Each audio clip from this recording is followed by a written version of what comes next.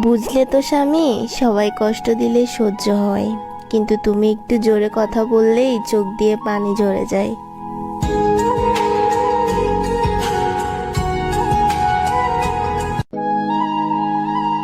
আমি আমার সর্বোচ্চ জেদ আমার স্বামীকে দেখাই, কারণ সে ছাড়া কারো পক্ষে সম্ভব না আমার এই জেদ কন্ট্রোল করা।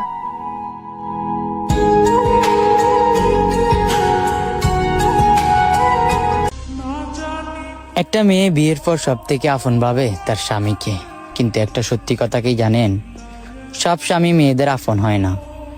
একটু ঝগড়াঝাটি হলেই দেখবেন সে আপনার অবস্থান বুঝিয়ে দিবে, তার জীবনে আপনার গুরুত্ব বুঝিয়ে দিবে।